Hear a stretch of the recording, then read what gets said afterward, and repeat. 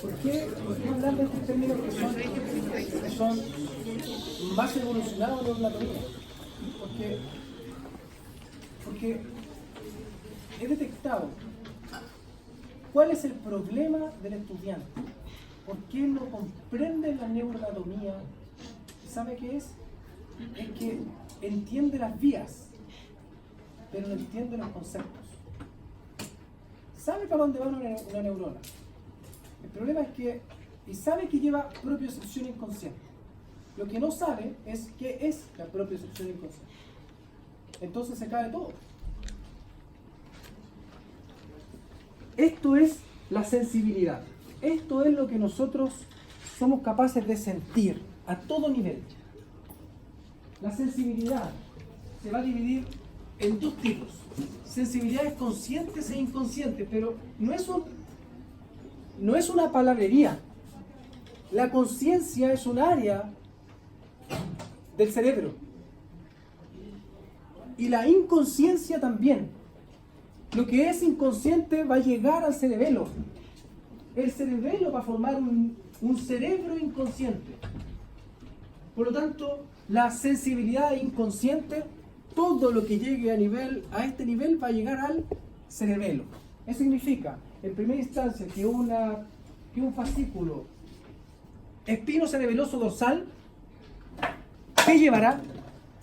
Termalgesia, dolor, propiocepción inconsciente. Si les colocara yo esa pregunta en una prueba, ¿necesita sabérsela de memoria? Mire, de nuevo, el fascículo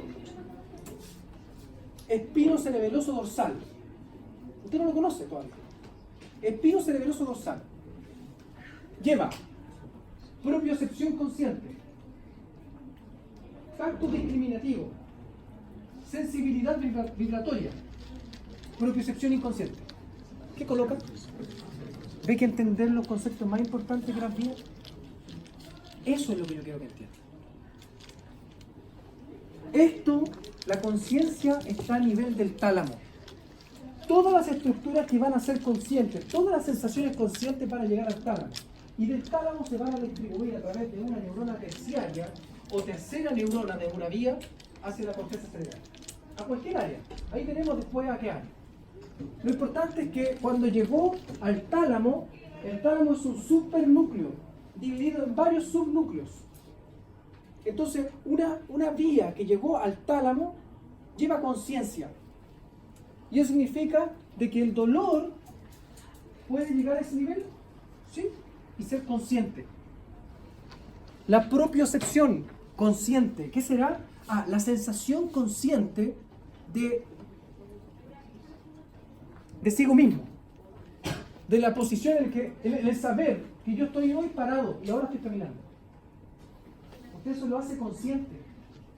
Lo que no es consciente, que se denomina propiocepción inconsciente, es toda la información aferente, todas las aferencias que usted está llevando en este momento, o yo estoy llevando hacia el cerebelo para mantenerme parado, para que se active el tono muscular. ¿Y de dónde se saca eso? Se saca de receptores de los tendones, los músculos y también en general de las articulaciones. Información de todas esas regiones del aparato musculoesquelético para llevarlo al cerebelo. Pero no lo hago consciente, no lo necesita. Lo hace automático. Eso es la propiocepción inconsciente. Pero veamos esto. Conciencia. Lo que hablamos de sensibilidades conscientes, o sea que llegan al tálamo y a la corteza cerebral, lo vamos a dividir en dos: exterocepción y propiocepción. Importante, porque ustedes van a tener clases con el profesor Rodrigo Vara de exterocepción.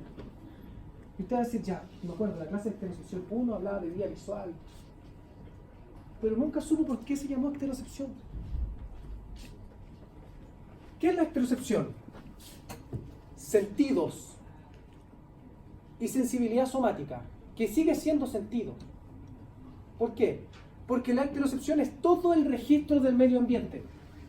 Todo lo que es capaz de excitar el sistema nervioso desde fuera. Por lo tanto, los sentidos y sobre todo la audición y la visión se consideran ecterocepción, visión y audición. El olfato no, porque el olfato llega a unas cortezas antiguas, que es una sensación distinta. Entonces, las sensaciones son ecterocepciones, visual sobre todo y auditiva. ¿Y qué es la sensibilidad somática? Que también es ecterocepción. Es todo el registro del medio ambiente que llega a la piel. Si usted me roza un brazo, entonces eso es ecterocepción. Pero sensibilidad somática, y es consciente. Porque yo soy capaz de registrarlo y decir, me tocó el fuerte. Y a lo mejor lo hizo con su qué. Conciencia.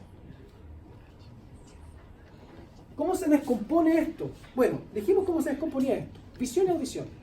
¿Cómo se descompone la sensibilidad somática?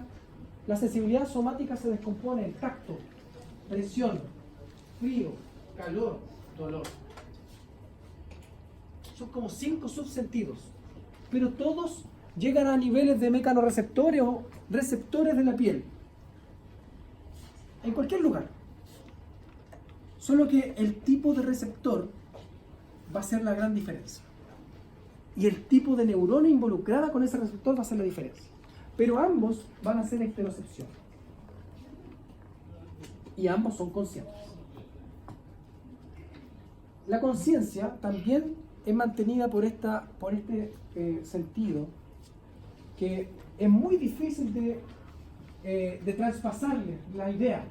Yo quiero que entienda lo siguiente: la propiocepción consciente es el sentido de su posición y del sentido del movimiento. Es la sensación de que yo estoy en este momento con mis rodillas extendidas, que los brazos cuelgan hacia el suelo, que no estoy haciendo fuerza. Eso es la propiocepción consciente. Lo que yo siento internamente. ¿Se han puesto alguna vez a analizar el consejo que dio Paracelso? ¿Saben lo que dijo Paracelso en una de sus cosas extrañas? Dijo: si el hombre meditara 30 minutos con su mente en blanco, sentado, él daba una descripción de una silla especial, pero no una poltrona, una silla, pensando en nada, y lo hiciera por mucho tiempo, o sea, hablaba de meditación, encontraría la verdad de todo. Encontraría la verdad del todo. Es uno de los pensamientos que se consideran, es raro, se consideran, ese es el pensamiento que representa a Alemania, y para eso ni siquiera era alemán. Bueno, pero ¿qué es lo que ocurre cuando uno hace esa conciencia? Es el sentido de uno mismo, el sentido de si estoy con dolor, no estoy con dolor, estoy sentado, estoy parado. Esa sensación se llama propiocepción consciente.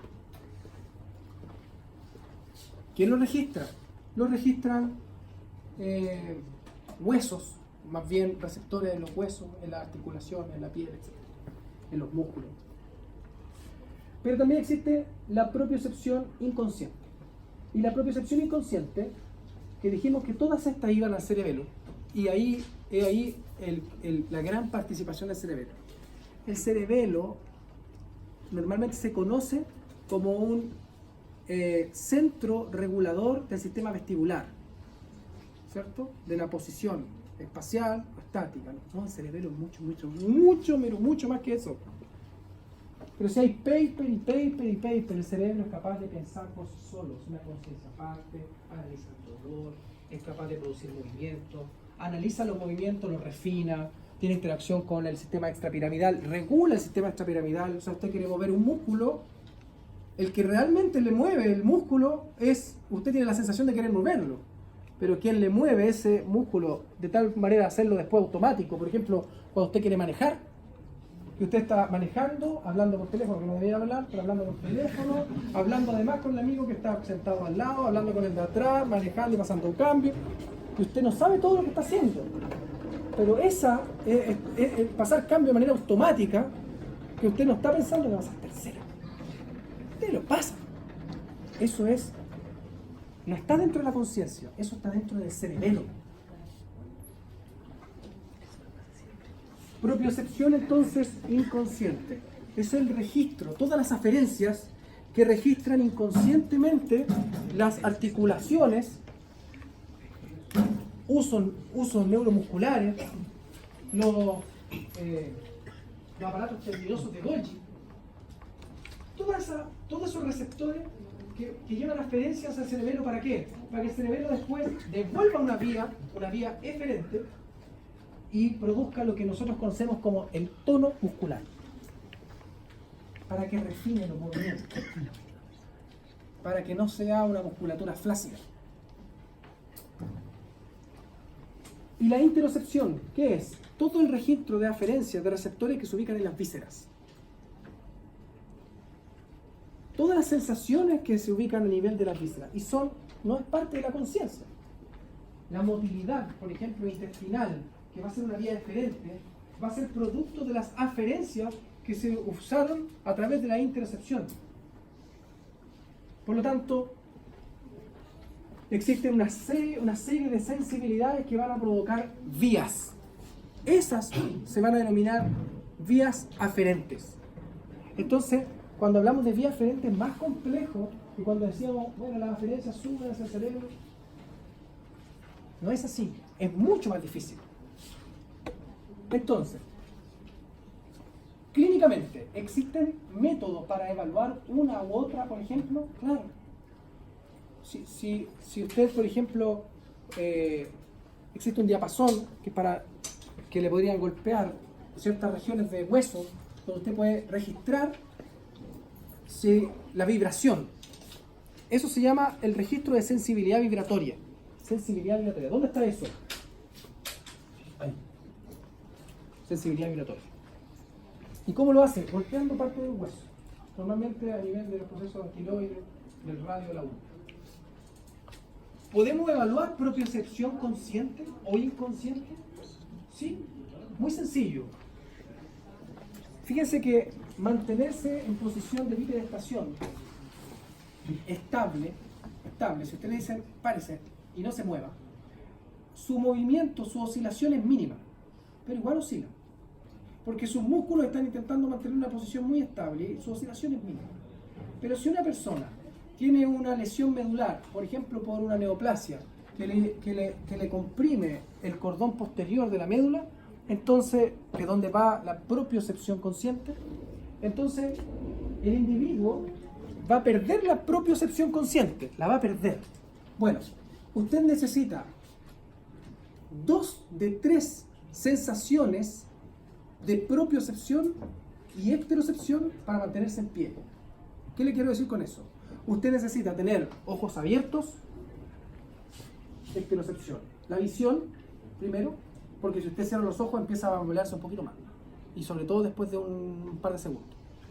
Por lo tanto, necesita del sentido de la visión, necesita de su propia percepción consciente, de la conciencia de estar parado y sin moverse, y de la propia percepción inconsciente que se la da el aparato vestibular. El aparato vestibular, los receptores. Por lo tanto, si usted cierra los ojos parado, así, cierra los ojos y se mantiene sin problema, y igual hay una pequeña vibración, inmediatamente uno empieza a vibrar, se denomina que el Romberg, que el signo de Romberg es negativo. Pero si, imagina el mismo paciente, tiene ese problema a nivel de médula espinal, se perdió la propiocepción consciente, y usted además cierra los ojos, ¿cuántas sensaciones quedan? Una. ¿Qué pasa con la persona? Se cae. Romberg positivo. ¿Qué es lo que falta ahí? Propiocepción consciente. ¿Cuál es la vía alterada? Las vías dorsales. El cordón posterior. Y existen algunas otras cosas clínicas que le hacen decir es una lesión medular. No es alta. Y en ese sentido es donde nos vamos a mover en neuroanatomía y en los casos clínicos.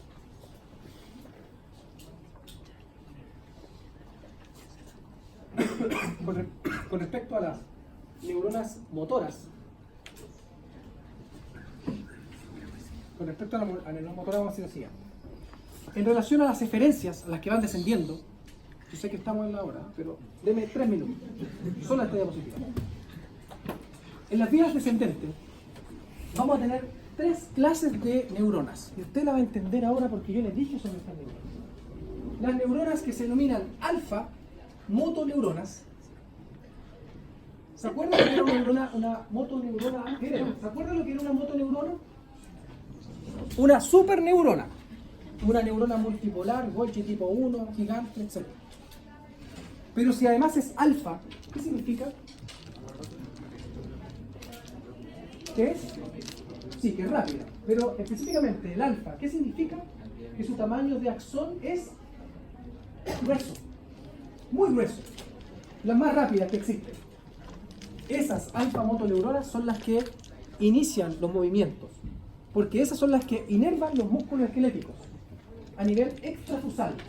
Esa es la que hace el movimiento burdo. El movimiento burdo. Las gamma motoneuronas. Las gamma motoneuronas también forman las vías descendentes. Específicamente las células o las neuronas que emergen de la médula espinal. Estamos hablando solamente de las neuronas que emergen de la médula espinal, no de toda la vía. Esas gamma motoneuronas, como son gamma, su tamaño de axón es más disminuido, ¿cierto? Son rápidas, pero no tanto. Estas se les llaman neuronas, son más pequeñas, les llaman en los textos de neuroanatomía. Las gamma motoneuronas son más pequeñas, no se refiere a pequeñas, se refieren a delgadas, que son igual de 1 metro. Es otro concepto que es importante que usted lo sepa. Esas gamma motoneuronas forman la inervación hacia las fibras intrafusales, hacia el aparato o al uso neuromuscular. Por lo tanto, esa es la que le refina los movimientos. O sea que existen dos clases de neuronas, de motoneuronas, las alfa y las gamma motoneuronas que provocan el movimiento. Pero unas células que me pidió hoy día el profesor Rodrigo Varas, que me dijo, háblale de esto, por favor, porque después yo lo hablo y no lo entiendo. Las células de Ramsay. Significa de que, ¿se acuerda que les dije de que las motoneuronas interactuaban con neuronas Golgi tipo 2, pequeñitas, de axón corto, que se denominan interneuronas y que además normalmente son inhibitorias? Estas células de Ramsay, ¿saben lo que significa? Son pequeñas neuronas que se ubican en el asta anterior, pero bien hacia medial, y son capaces de inhibir a las alfa motoneuronas.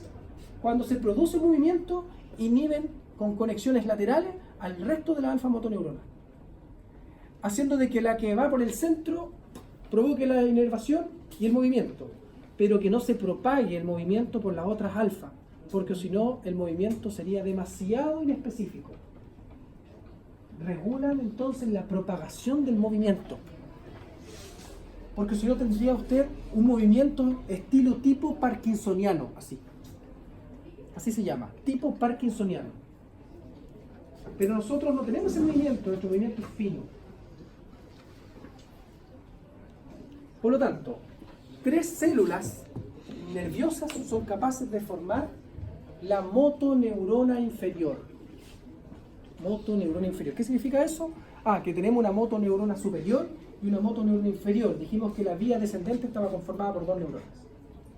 Una motoneurona superior, que parte en la corteza cerebral, y una motoneurona inferior, que parte en la médula espinal. ¿Sí? Entonces nosotros estamos hablando ahora de la motoneurona inferior, de la que parte en la médula espinal. Hasta aquí vamos a llegar, chicos. Mañana continuamos con